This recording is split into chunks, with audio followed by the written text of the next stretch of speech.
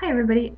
Today we're going to be doing the first study chapter of our book, Wisdom for Today's Woman, and it's based on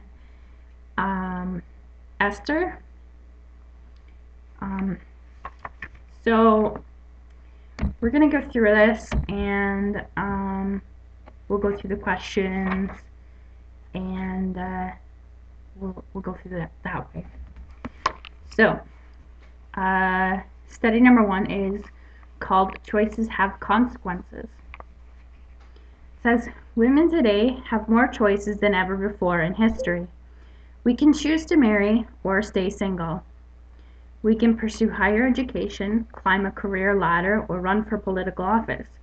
As we make choices, we need to realize that even the little ones repeated day in and day out lead us along certain paths, determining the course of our lives and defining the kind of people we will be. If we are wise, we also know that our choices often have consequences that seriously affect others as well. The same was true in ancient times. As the book of Esther opens, we are introduced to the wealthy King Xerxes and his lovely Queen Vashti. We'll see that even royalty can make hasty and unwise choices that have far-reaching consequences. So, number 1, the first question of the study says, think of a time when you made a quick decision without really considering the consequences. What was the result? So, there's lots that I can say, but it's kind of personal. But examples would be going out and buying something that's really expensive, and you just do it out of just because, and you don't really consider that you might not be able to pay bills or things like that. Or if you say something, you don't really think about what could happen from what you said. So it can get kind of sticky. So things like that. So now it says, read Esther 1, chapter 1, verses 1 to 12. And we'll read it and we'll go on to the questions. So it says, these events happened in the days of King Xerxes, who reigned over 127 provinces, stretching from India to Ethiopia.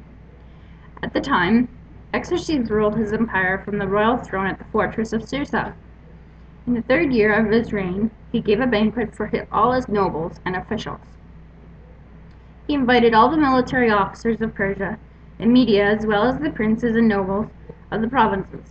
The celebration lasted 180 days, a tremendous display of the opulent wealth of his empire and the pomp of the splendor of his majesty.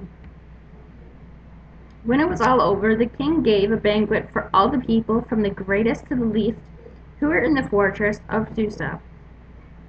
It lasted for 7 days and was held in the courtyard of the palace garden.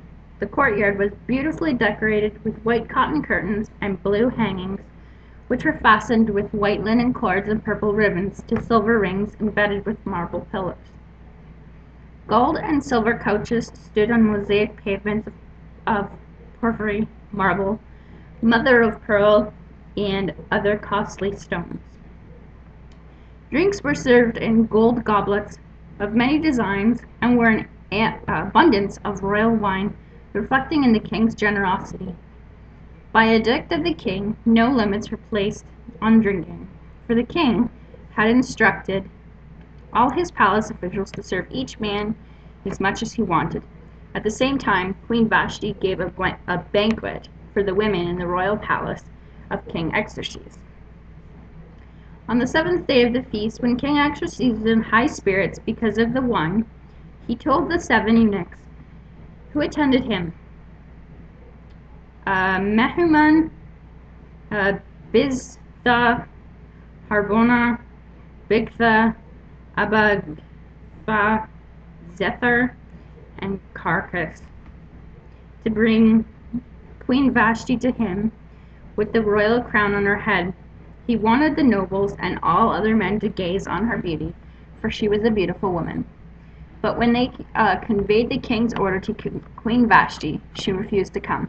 This made the king furious, and he burned with anger. And I apologize if I've said any of the names wrong. They were really hard to pronounce, and I've never heard them before. So, my apologies. So the question says, what details do you learn about King Xerxes here? And the details were that he ruled over 127 provinces. That's a lot. That's more than what Canada has. And that was all the way from India to Ethiopia, I believe. Yeah, India to Ethiopia. So that's quite the distance. And he reigned from this royal throne in the fortress of Susa. And in the 3rd year of his reign, he gave a banquet for all his nobles and officials. And they were like military leaders of Persia, the Media, princes and nobles of the provinces. So pretty much everybody. It was like a big thing, huge and stuff. So he, seemed pretty generous to do all that for everybody. So the next question says, based on this opening passage, what is your initial impression of the king and queen? They threw banquets for the people from the least to the greatest. They seem like, they seem like they were really generous people who would just throw a party for everybody and not really care, like who was there, if they were poor or rich or old or young.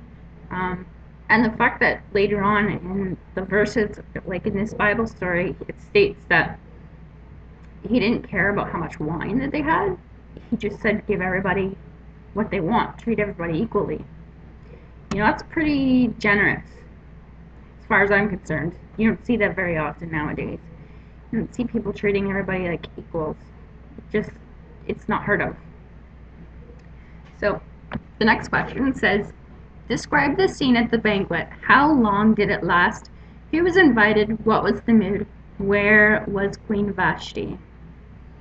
So it lasted 7 days, I believe.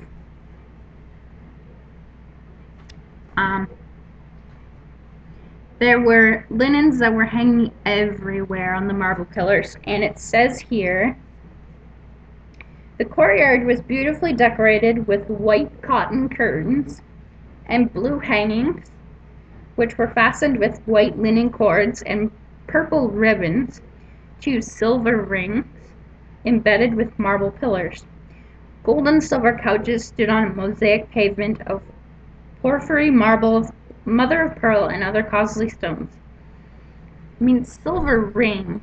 If you go into a jeweler, even now, and look at the rings, they're thousands of dollars. This guy had them all over his courtyard, his garden, for decoration. That's a lot.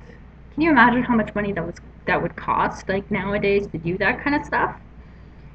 And I just think that's crazy.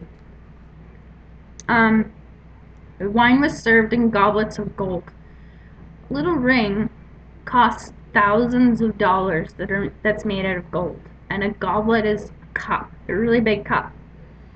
So can you imagine how much that would be just to, to have a goblet of gold that was made of that? To me, the mood seemed really loose, kind of carefree. Nobody really had places to be. No time frames, no nothing like that. People just were there for a good time. And the queen was in the palace of King Xerxes, and she was actually giving a party of her own for the women in the palace. So she was also busy as well. And what was the purpose of this lavish party? That was the next part of question 4. And it's he threw the banquet for all of his nobles and his officials, the military leaders, the princes and nobles of the province. So, yeah. And it was to basically reflect how generous the king was. So it was basically self-indulgent almost, because he wanted to have everything reflect back on him. And, you know, everybody thought, oh, he's just a great king, he's an amazing king. And, you know, even though he was giving all this stuff to make other people feel good, he really wanted everything back, if it makes any sense. He wanted people to... It almost seems like it was a bribe. Like, I give you this if you do this. And it was like, I don't know. So, 5. Describe the decision Xerxes made on the 7th day of the party, which is kind of verses 10 and 11. And why do you think he acted this way? The answer was he was drunk, intoxicated, wasted. It doesn't matter what you say, he was that way. And when you're drunk, your body wants and does really strange things, acts weird, etc. So,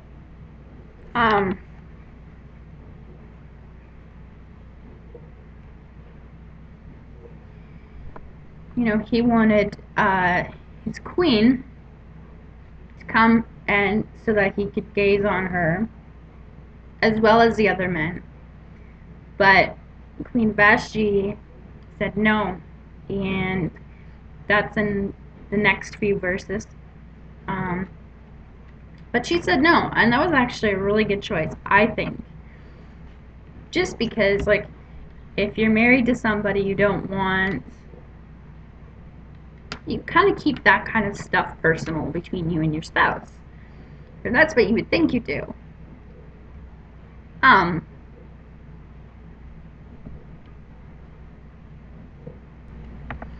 So anyways, to continue, sorry, I don't know what was wrong there. Something happened and it just cut me off.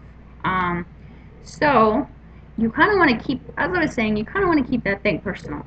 You know, the things that you have between you and your husband, when you get married, or between you and your wife, you kind of want to keep that stuff kind of personal and between you and them. So you don't want to share it with everybody else. And in that sense, I think Queen Vashti made a very good, wise decision. And she probably knew that her husband, King Xerxes, was under the influence, intoxicated, wasted, drunk. She probably knew that, and she probably said, you know, I understand what's going on here, and my decision is not to do this. So I think she made a really good decision on that. What negative influence sometimes affect your decision making? You know, there's a lot of things that can, you know, influence things, and, you know, it's food, drinks, stuff like that, you know. Your health, sometimes if you're sick, it can kind of, sometimes if you're like sick with something like cancer, you can either go one of two ways. You can look at things really, really negatively and think that you have to, things done, and that, you know, you don't have a lot of time and you have to do this, and so you might rush into things and do things that you don't usually do. Or you could be like all cool and collected and, you know, just take things in. Friends, you know, peer pressure might be something that might influence. What about family? Family can still pressure you. Your job. Um, say if you're working in a big city and you have meetings to go to, and they say be there, or you know something else happens. You kind of don't have a decision, and sometimes you have to make choices, even though if you have things planned, like say if you have family time planned and your work calls you and says you need to be here. It's your choice. Everybody has a choice. Your emotions can play big influences on it. Some people, when they get depressed, they use food to make them feel better. Some people use exercise to make them feel better. Some people, when they get angry, they use exercise. Some people will punch a hole in a wall. Some people will go do something like positive that will, it's like positive reinforcement, kind of like what I mean is like do something that A, won't hurt them, and B, won't hurt anybody else. So for me, when I got upset, I would go and ride horses. And I would kind of take out all my frustrations and everything on them, and it's really good therapy. It really, really is. So basically, everything can have an effect on your decision making, and everybody has a choice on how to do that. So it can be tricky. It might be easy, but I guess it's all just on how you perceive it. So yeah. So why do you think Queen Vashti made the choice she did? She made the choice not to come, because she knew that, he was drunk and all he wanted was, you know, that he wasn't thinking straight, and that it was wrong to just display herself for everybody. She was married and she had a husband and everything, and if it was just her husband, I'm sure it'd be a different story, but it wasn't just her husband. He wanted her to display herself for all the guys that were there, and she probably felt really uncomfortable with that. So that's probably why she made that decision.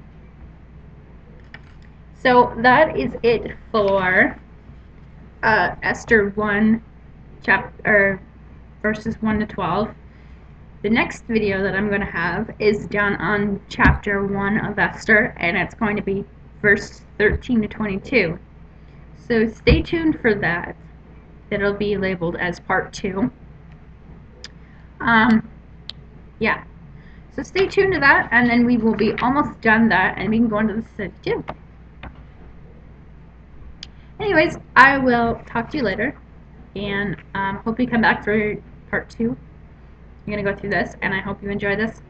So I will see you later. Bye.